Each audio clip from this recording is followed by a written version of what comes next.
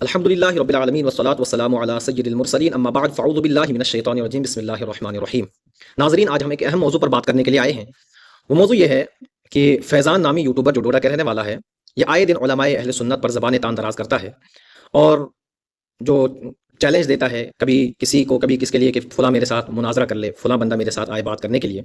پہلے ہم سنتے ہیں کہ کیا علم والے اور جو علم والے نہیں ہیں کیا وہ برابر ہو سکتے ہیں؟ پھر ایک عالم کی فضیلت حدیث پاک میں کیا ہے اور ایک غیر عالم کی فضیلت حدیث پاک میں کیا ہے، اور پھر کیا عالم کا اور ایک غیر عالم کا مناظرہ یہ ہو سکتا ہے؟ کیا اصولاً یہ درست ہے کہ ایک عالم اور غیر عالم مناظرہ کرنے کے لیے بیٹھ جائے؟ اور پھر یہ دیکھیں گے کہ کیا کوئی بھی بندہ اٹھ کر جو ہے وہ مناظرے کا چیلنج دے اور کہے کہ میں مناظرہ کرنا چاہتا ہوں، کیا مناظرہ ایک ایسی چیز ہے کہ جس کو کوئی بھی بندہ کر لیتا ہے؟ تو سب سے پہلے ہم قرآن پاک میں دیکھتے ہیں کہ اللہ تبارک و تعالیٰ قرآن پاک میں ارشاد فرماتا ہے قل هل يستوي الذين يعلمون والذين لا يعلمون، ترجمہ کنز العرفان، تم فرماؤ کہ کیا علم والے اور بے علم والے برابر ہیں؟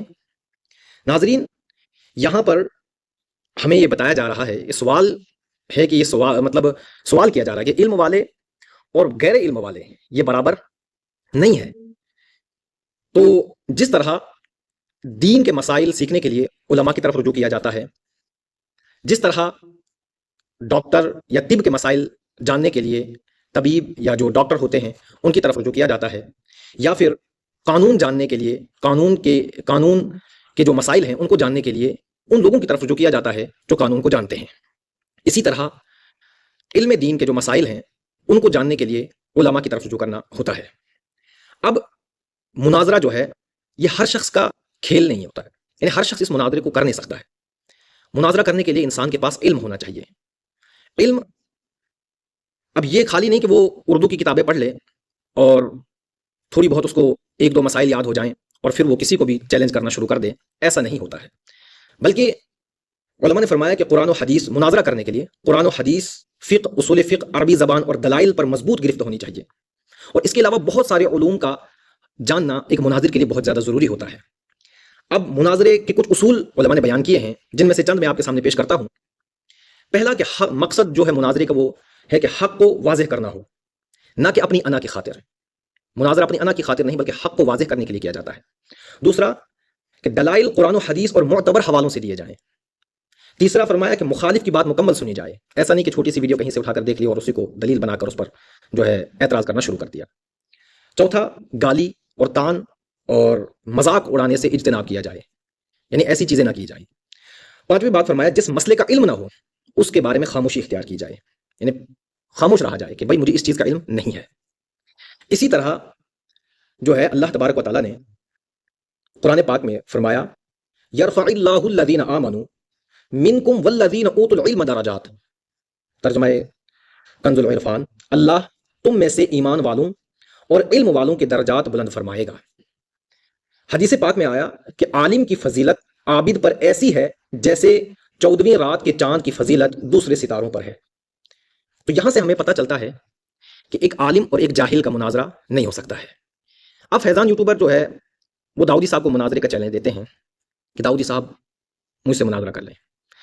میں کہتا ہوں فیضان صاحب کہ داؤدی صاحب آپ کو گھاس نہیں ڈالیں گے کیونکہ ان کے پاس بہت سارے کام ہیں، اور پھر اس نے اپنی ویڈیو میں کہا کہ کچھ لوگوں کو ویورز اور فالوورز کے چکر میں وہ کچھ سے کچھ بول دیتے ہیں، وہ چکر آپ کو ہے ان کو نہیں ہے۔ اللہ نے انہیں عزتوں سے نوازا ہے اور وہ پورا جموں کشمیر بلکہ پورا ہندوستان جانتا ہے۔ پھر داؤدی صاحب کو ہی کیوں مناظرے کا چیلنج؟ داؤدی صاحب کے علاوہ جموں کشمیر میں بہت سارے علماء ہیں، اور بالخصوص ڈوڈا میں ہی مفتی غلام محمد رضوی صاحب ہیں۔ آپ ان کو کیوں نہیں پاس میں جا کر ہی ان سے بات کر لیں کہ بھائی مجھے آپ کے مسلک پر یا آپ جو عقائد رکھتے ہیں ان کے حوالے سے یہ تحفظات ہیں، آپ ان کے پاس کیوں نہیں جا رہے ہیں بلکہ اٹھ کر جا رہے ہیں کشمیر داؤدی، وہ بھی داؤدی صاحب سے ہی مناظرہ کرنا ہے۔ پتہ چلا کہ یہاں ویورز کا چکر ہے، یہاں فالوورز کا چکر ہے، یہاں جو ہے وہ حب جاہ ہے۔ اگر آپ کو حق کے آپ متلاشی ہوتے تو پاس میں ہی آپ کے وہاں مفتی صاحب ہیں، آپ ان کے پاس چلے جاتے، لیکن ایسا نہیں کریں گے آپ۔ اور آپ کو پتہ ہے کہ داؤدی صاحب مجھے گھاس نہیں ڈالیں گے، اس لیے بار بار آپ داؤدی صاحب کو ہی ٹارگٹ کر رہے ہیں۔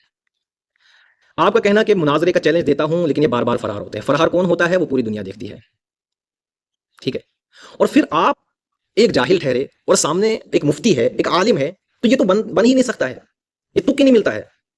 اگر آپ عالم ہوتے تو پھر دوسری طرف سے بھی ایک عالم ہوتا تو تب جا کر کچھ بات بنتی ہے۔ پھر ایک اور بات آپ نے کی کہ بھئی یہ مسئلہ ہی ختم ہو جائے، یہ جو گمراہی پھیلا رہے، گمراہی کون پھیلا رہا ہے؟ گمراہی تو آپ پھیلا رہے ہو، لوگوں کو گمراہ کر رہے ہو، لوگوں کو کبھی کس چیز سے کبھی کس چیز سے کہہ رہے ہو کہ یہ یوں کرتے ہیں، ایسا کرتے ہیں، ویسا کرتے ہیں، حالانکہ آپ نے ہمارے عقائد پڑھے ہی نہیں ہے، آپ نے اہل سنت والجماعت کے عقائد کو پڑھا ہی نہیں ہے، آپ نے کبھی کتابوں کو کھولا ہی نہیں ہے، آپ نے دین سیکھا ہے یوٹیوب سے، تو آپ کو کیا پتا ہے کہ اہل سنت کے عقائد کیا ہے، اہل سنت کے نظریات کیا ہیں؟ بس لے دے کے وہی 40واں، وہی درگاہوں پر سجدے کرنا. کبھی آپ نے اہل سنت والجماعت مسلک اعلیٰ حضرت کی تعلیمات کو اٹھا کر دیکھا بھی ہے؟ نہیں، کیونکہ آپ کو یوٹیوب سے ہی فرصت نہیں ہے. پھر اس کے بعد آپ کن کی طرف سے ہیں؟ کیا دیوبندیوں کی طرف سے ہیں؟ دیوبندی تو آپ سے ہاتھ جھاڑ رہے ہیں کہ یہ ہمارا ہے ہی نہیں. اہل حدیث کی طرف سے وہ بھی ہاتھ جھاڑ رہے ہیں کہ یہ ہمارا ہے ہی نہیں. جماعت اسلامی کی طرف سے یا دیگر جو مکتبہ فکر ہے، کوئی تو آپ کو اپنے پلے لے لے کہ یہ ہمارا ہے، ہماری طرف سے مناظرہ کر لے گا. آپ کسی سے تو لکھوا کر لائیں کہ بھائی کوئی مکتبہ فکر کہہ رہا ہے کہ یہ بندہ ہماری طرف سے مناظرہ کر لے گا، ہمارے پاس اب کوئی بندہ نہیں سوائے فیضان کے، فیضان ہی مناظرہ کر سکتا ہے. تو آپ بتائیں نا آپ کن کی طرف سے ہو؟ آپ پر یہ لازم ہے کہ آپ واضح کریں اس بات کو کہ آپ کس مکتبہ فکر کی طرف سے آپ مناظرہ کرنے کے لیے جائیں گے. داؤدی صاحب تو چلو ٹھیک ہے، اہل سنت والجماعت مسلک اعلیٰ حضرت کی طرف سے آپ سے مناظرہ کر، آپ کن کی طرف سے مناظرہ کر لیں گے؟ پھر اس کے علاوہ آپ کا یہ کہنا کہ میں یہ کر دوں گا تو وہ کر دوں گا، آپ کچھ نہیں کر سکتے ہیں، کیونکہ آپ ایک ان پڑھ شخص ہیں. آپ کو شاید سے اردو بھی صحیح سے پڑھنا نہیں آتا ہو، کیونکہ کبھی کسی ویڈیو میں ہم نے آپ کو کتاب کھول کر پڑھتے ہوئے دیکھا نہیں کہ بھائی کتاب میں ایسے لکھا ہے، یا پھر آپ نے کبھی کوئی قرآن کی آیت جو ہے کسی ویڈیو میں پڑھی ہو، مجھے یاد نہیں ہے. تو اگر آپ کو قرآن پاک پڑھنا آتا ہے تو میں آپ سے کہتا ہوں کہ ایک مرتبہ، میں بھی ڈوڈا کا رہنے والا ہوں، ایک مرتبہ آپ میرے سامنے ایک صفحہ جو ہے مخارج اور صفات کے ساتھ، قواعد کی درست ادائیگی کے ساتھ، آپ میرے سامنے ایک صفحہ قرآن پاک کا پڑھ لیں انشاءاللہ العزیز، پھر ہم آگے کی بات کریں گے کہ آپ مناظرہ داؤدی صاحب سے کرنے کے لائق ہو یا نہیں. اس ویڈیو کو فیضان یوٹیوبر تک پہنچانے میں آپ حضرات کا تعاون چاہیے، اس تک یہ پہنچائیں. اللہ تعالی ہمیں ان تمام باطل فرقوں اور باطل عقائد رکھنے والے لوگوں سے محفوظ فرمائے، مسلک اہل سنت والجماعت پر قائم اور دائم رہنے کی توفیق عطا فرمائے. السلام علیکم ورحمۃ اللہ.